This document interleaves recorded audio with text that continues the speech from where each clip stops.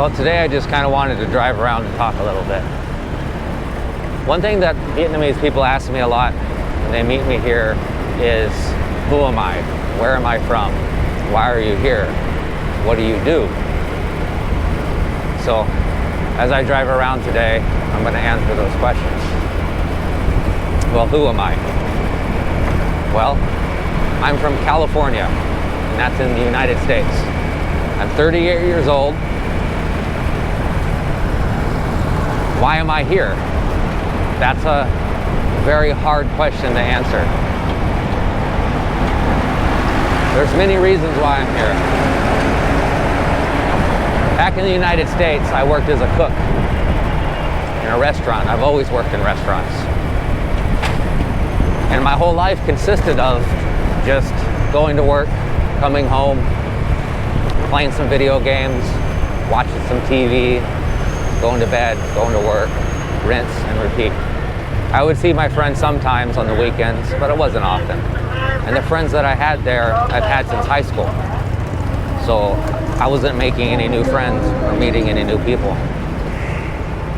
And in that point in my life, I started watching a lot of YouTube videos.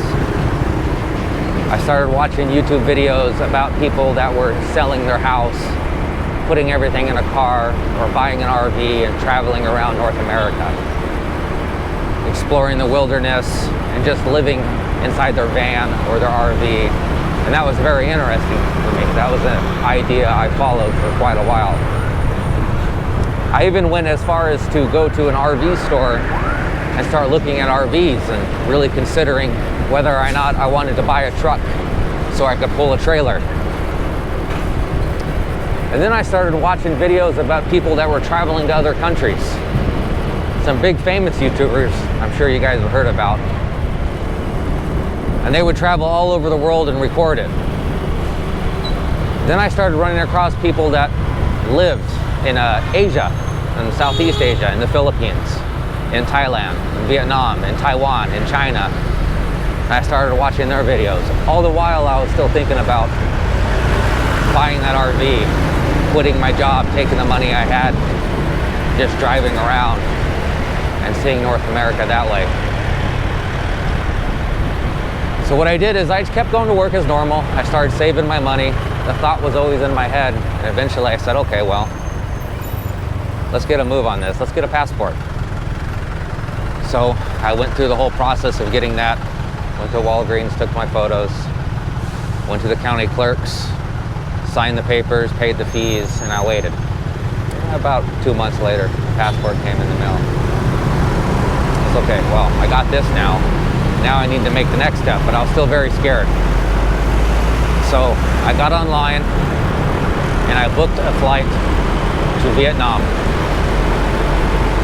And I applied for a visa on arrival. I hired a service to escort me from the airport through customs. But why did I choose Vietnam? I saw a lot of things about different countries, and all the countries look very interesting. Some YouTubers I was following at the time, they lived in China. But during that time in American history, Trump had just become president, and it was starting to be a little hostile towards China. So I kind of wrote that off. So it left me some other options. There was Taiwan. There was a YouTuber I followed in Taiwan. There was Japan. There was Vietnam, of course. There was Thailand. There was Cambodia. There was Laos. There was the Philippines. There was a lot of places I could go. So I started watching YouTubers from all those different countries and seeing what their life was like. And life in every single country looked just a little bit different. But one thing that stood out the most to me about Vietnam was the fact that the economy here was up and coming, meaning it was the fastest growing economy in Asia. You think back to China 50 years ago and how their economy was booming and where they are now, that's how Vietnam was presented to me, and that's how I perceived it too. that Vietnam would be the next up-and-coming economy.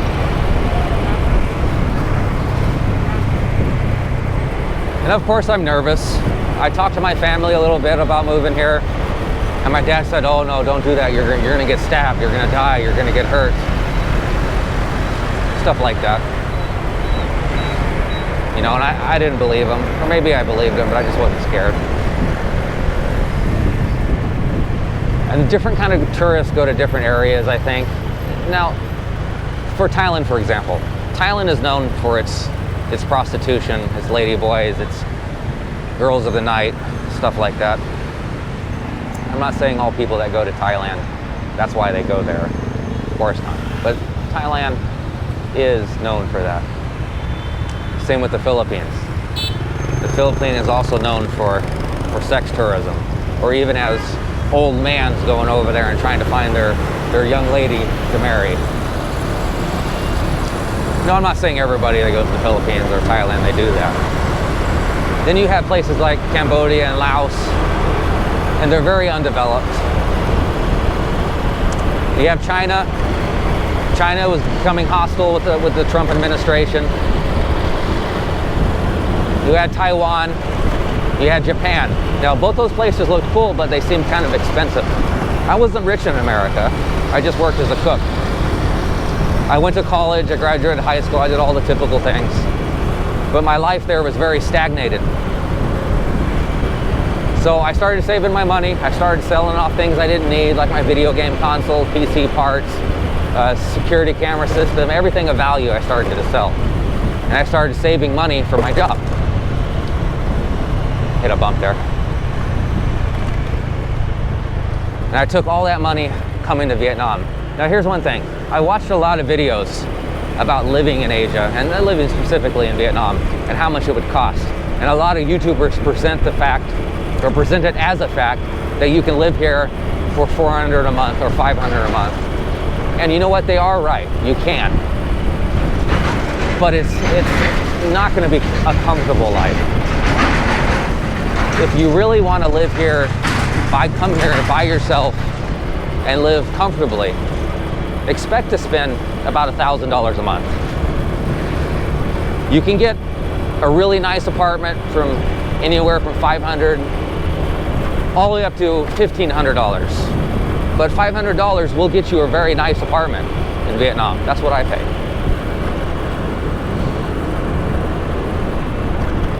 So I took all the money I had, saved it up, brought a lot in cash, had some in my bank accounts. A funny story too.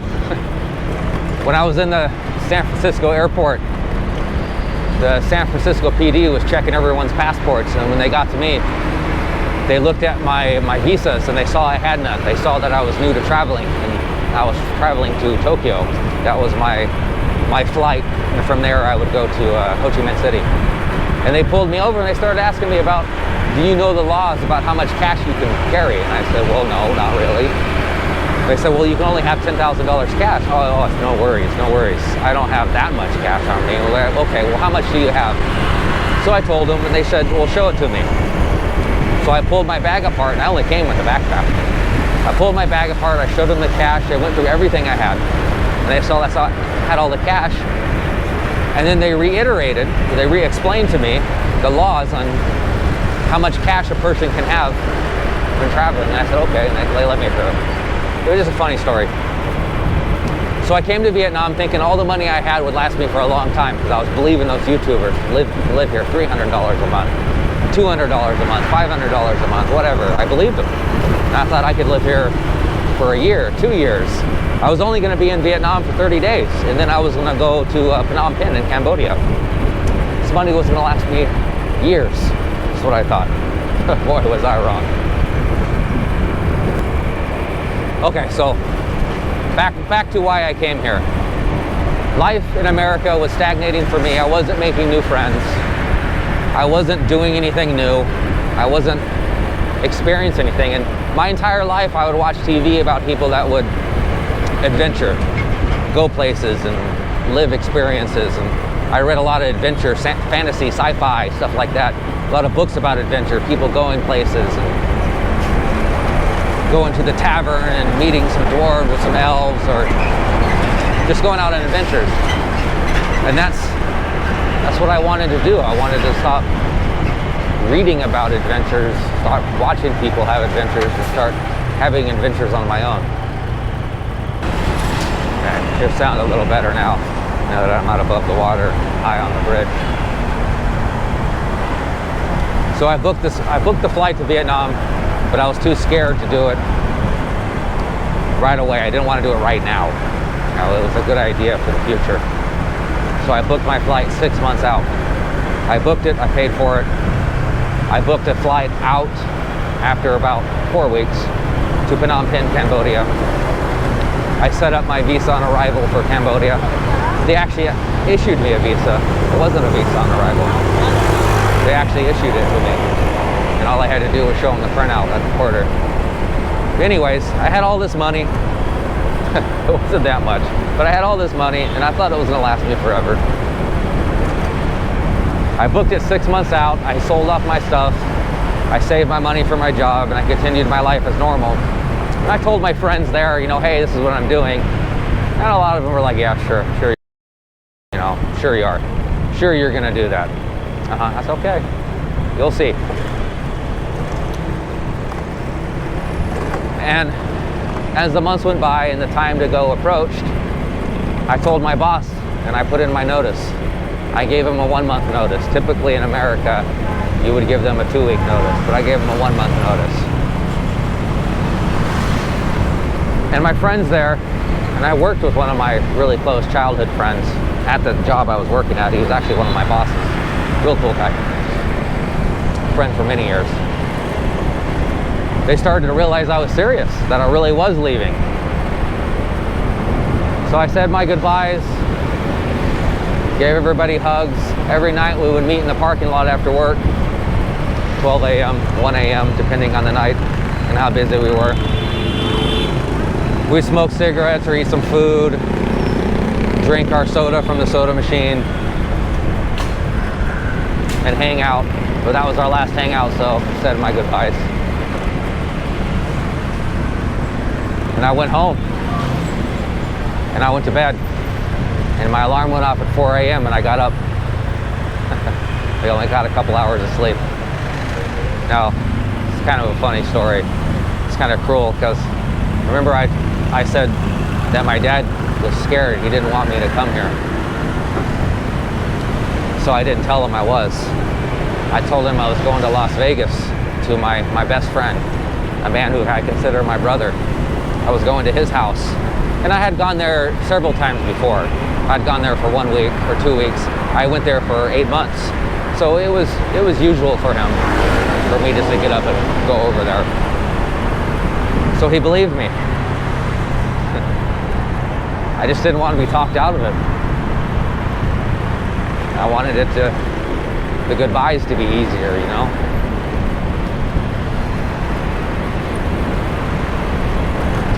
When I arrived in Vietnam, I got a text message from him. Now, you gotta imagine when you take a flight to Las Vegas, Nevada from Sacramento, California, the flight's 35 minutes, it's fast. So I wouldn't be out of contact with him for that long. I was out of contact with him for, trying to think back, 26, maybe 28 hours. It was a long time. And on the planes, you had to pay for Wi-Fi. So I had no Wi-Fi, I didn't want to pay for it. And at the airports, they had free Wi-Fi, but imagine this. When I got to San Francisco, the flight was delayed by 3 hours. So by the time we made our connecting flight in Tokyo to go to Ho Chi Minh City, we had a small window of 10 minutes, and everybody on the plane that was going to the next flight was literally running through the airport. No joke. As fast as I can, huffing and puffing, sweating, running through the airport, trying to catch the plane to Tokyo. Everybody was worried, if we didn't catch that plane, we would have ended up having to stay overnight or wait for the next plane, but we made it.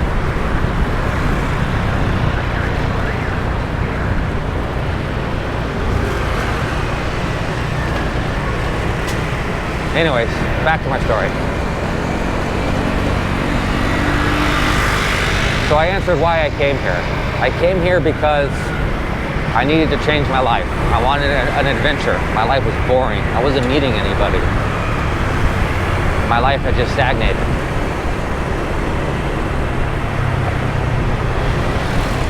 I heard living in Asia was very cheap, and I had some money, and I thought that I could live for many years in Asia. I didn't come here planning to work. I knew people that did work.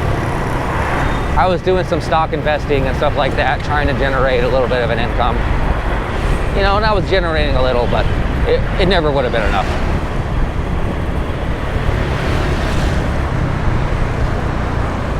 So there was that. I came here for an adventure, for cheap living, to add some spice to my life, maybe meet some Asian girls. Asian girls are beautiful. I've always considered Asian women just absolutely beautiful. My first girlfriend when I was a teenager, my first love, she was Korean. Her family was from Korea, and she was born there because her father was in the Air Force. I've always loved how beautiful Asian women are. So there's the Asian women. Now, if I had come here just for the women, or just for that, I would have gone somewhere like Thailand or the Philippines. But that's not what I was looking for. I was looking for something economically stable, something a little bit more Western in culture.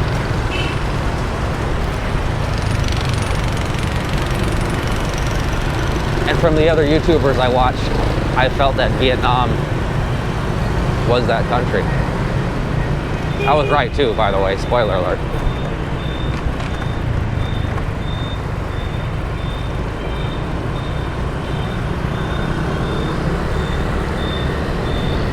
Another question I get asked here is, what do you do?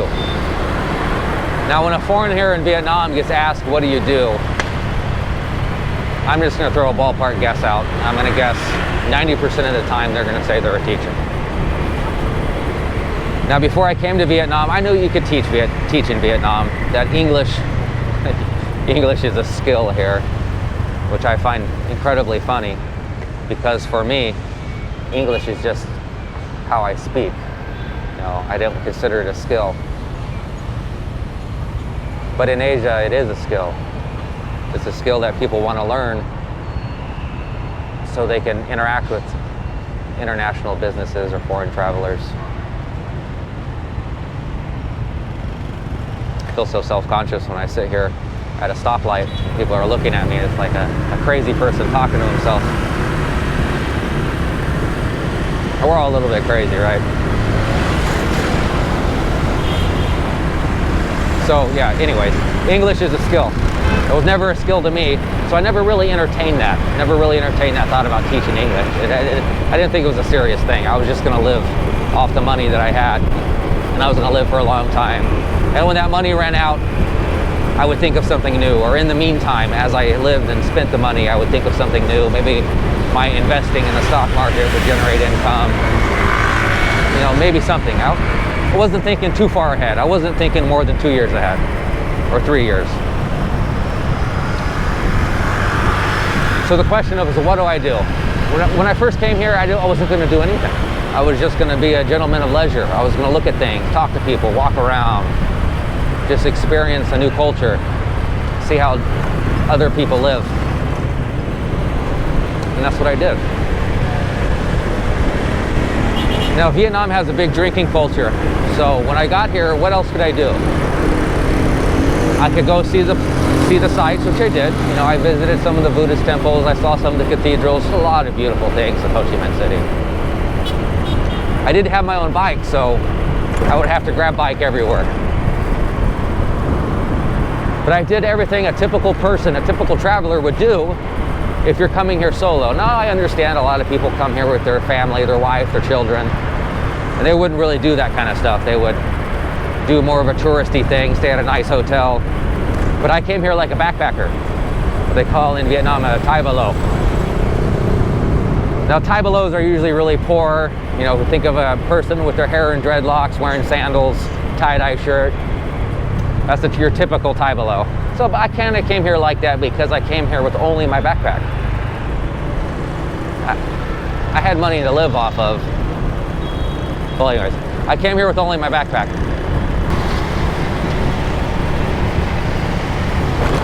In my backpack, I managed to fit some clothes. This camera I'm using, I brought that. It's just a GoPro 7.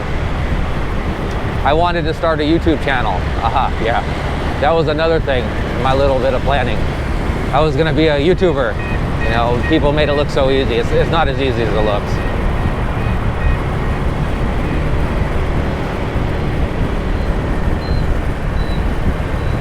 I'm actually gonna pull over up here and check on my equipment.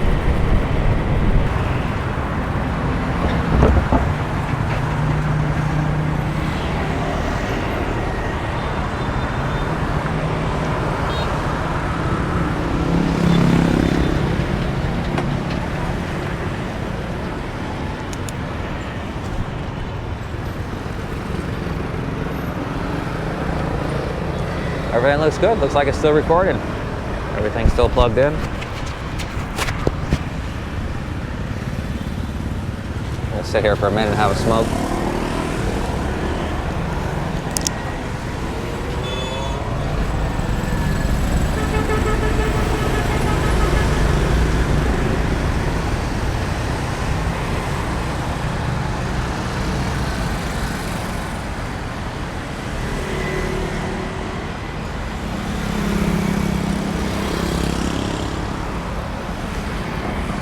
By the way, when it comes to trying to make a YouTube channel, and it wasn't as easy as I thought it would be, boy was I right. I never had a good mic until recently. I'm gonna buy another one soon. But you guys would really help me out if you guys would leave a comment, hit the like button, and subscribe to me. Give me a little bit of encouragement.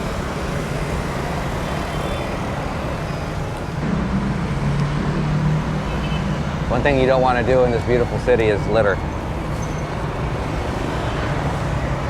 When I drive around, you'll see trash here and there. With the Vietnamese people in Ho Chi Minh City, they work very, very hard. I see them every day out here picking up trash and sweeping the streets. You don't need to make their life harder, you know? So if you're a smoker, just pinch out your cigarettes like me, put the butt in your pocket, take it home, throw it in the trash. We'll just throw them on the streets. Don't smoke while driving either. That's one thing I did for a while. I got into an accident. I was smoking with my left hand, and I had to stop suddenly, so I used my right handbrake. And the right handbrake is connected to my front wheel, so you know how it is. When you're on a bike and you just brake in the front, what's going to happen with your momentum? Your front's gonna stop, but your rear is gonna keep going. So I flipped my bike. I didn't get hurt that bad, but lesson learned. And since then, I don't smoke and drive anymore. Not very often.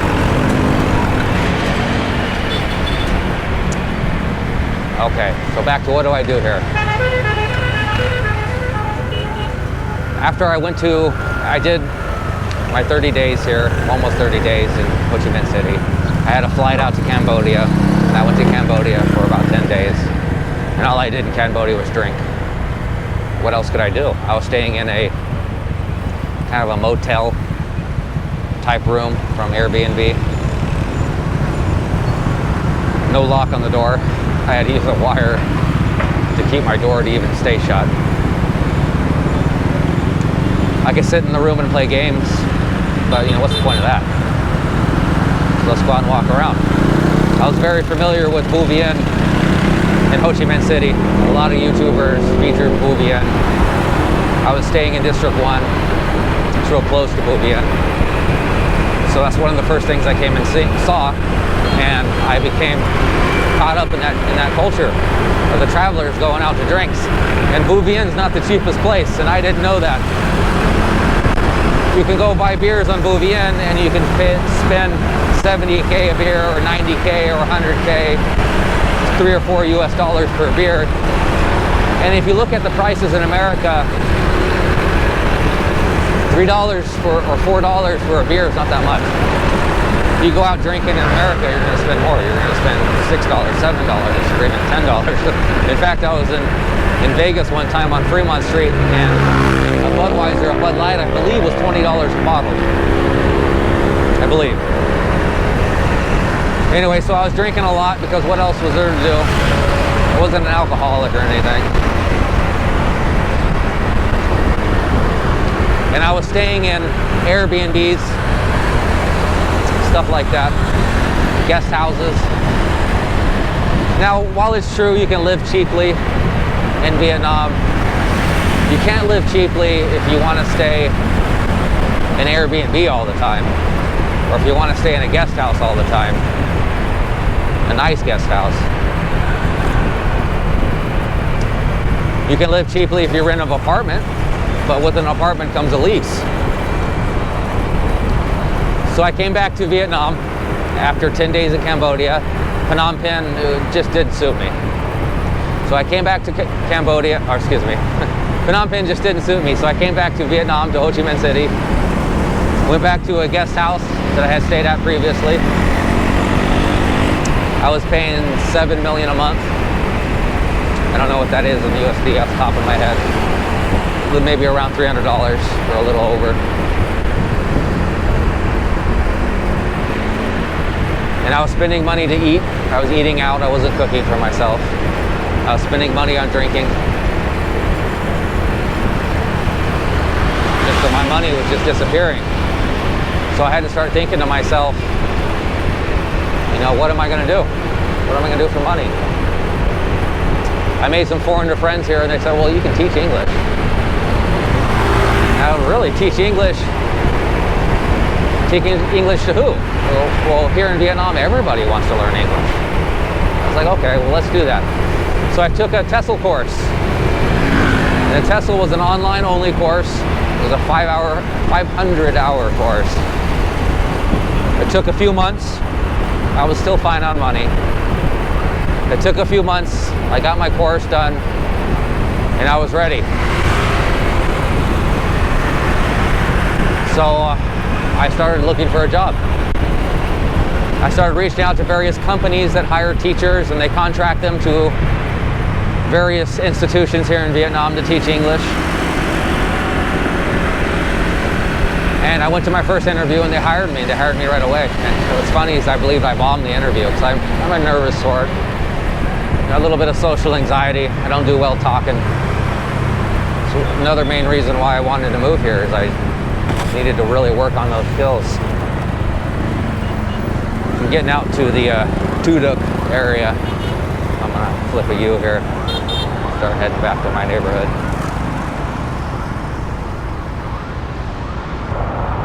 But how people will stare at you if you got a camera on your head.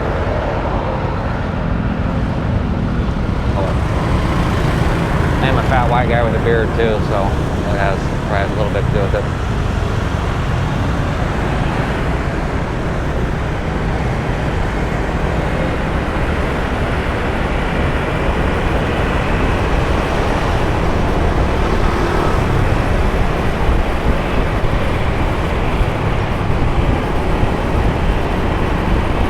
Okay, so the company, they hired me right away.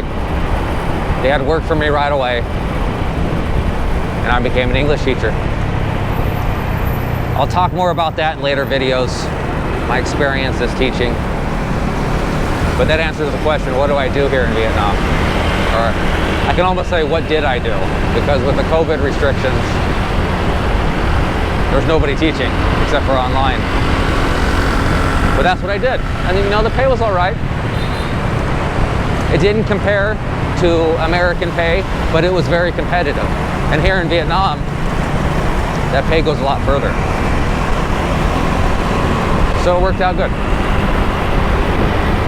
Another question I get asked a lot are, you know, what are my hobbies? Another question is that I get asked, what are your hobbies? When I first got here, my hobbies were to go around and meet people and to drink. To get headaches the next day from the drinking. But now, I've been here for over 2 years, So now I'll answer the question, what are my hobbies? I'll answer it to, what are my hobbies now? My hobbies now, I say hobbies like I have lots of them, is essentially I play video games. My name's Gamer Abroad. I'm a gamer. I've always been a gamer my entire life. Play video games online. I play video games single player. I switch up my games. Not always playing one thing for a long time. When I worked here for the past working year, that's what I would do. I'd go to work, I'd come home, I'd play video games. I started attending the gym right before the COVID restrictions, and then they closed the gym, and I would start running up and down the stairwell. I would start going to the pull-up bar, you know, that kind of stuff. And then I started getting lazy, started just gaming, started watching a lot of Netflix.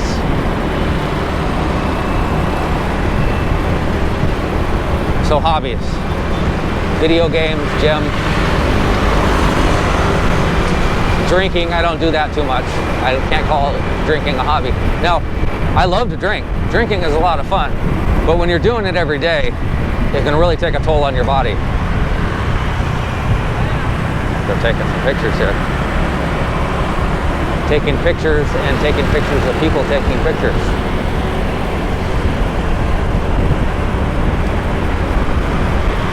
And when I was working, my working hours were 7 a.m. to about 4:45 p.m. So how can you maintain drinking every day when you're working like that? I had the weekends off. But when you're just trying to play video games, I would spend my weekend just playing video games all day. I love meeting new people though. And that's been one good thing about Vietnam. When you're a white guy in Vietnam, when you're a foreigner, Vietnamese people are so curious. And they're very friendly. And if they know English, they are more than happy to demonstrate their abilities in speaking English. So a lot of them will come right up and talk to you. I met a lot of really cool people.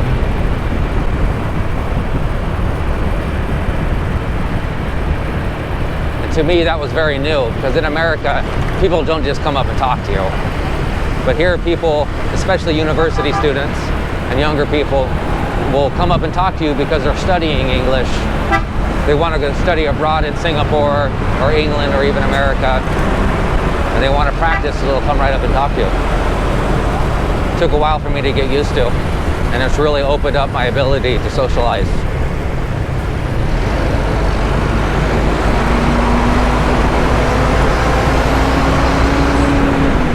What other questions do I get asked? Let me think. We covered who I am, why am I here, what do I do, what are my hobbies. I think I've covered all those questions. So maybe I'll just drive along and ramble. If you guys can think of any questions you guys want to know, please ask me in the comments. And I promise you, I'll respond quick. There's not much to do these days, waiting for work to restart and everything to get back to normal here with COVID. Some countries have fully reopened their borders. I've heard about a vaccine passport. Here in Vietnam, what we have is you're yellow if you have your first vaccine, you're green if you have your second vaccine, and you'll have an app on your phone with a little, I think it's called a QR code. I don't know. But I'm finally green. If you guys want to check that out, I took some footage of myself in the hospital here where I live in Ho Chi Minh City. I'll link that in the description.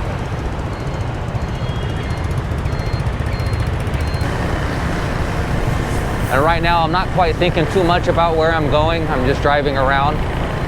But I've driven the streets of Saigon so much that I don't really have to think about it. I can just look around. I know where I'm at. I know which direction to get back to where I'm more familiar. I've done so much driving around this town. It's a shame I didn't record all of it and talk to you guys a lot sooner.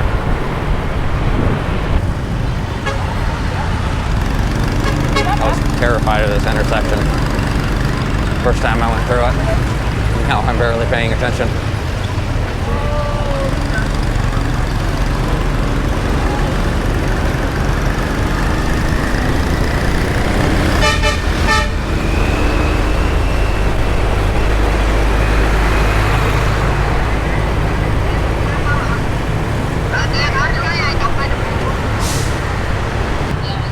Well, I'm gonna wrap it up, guys.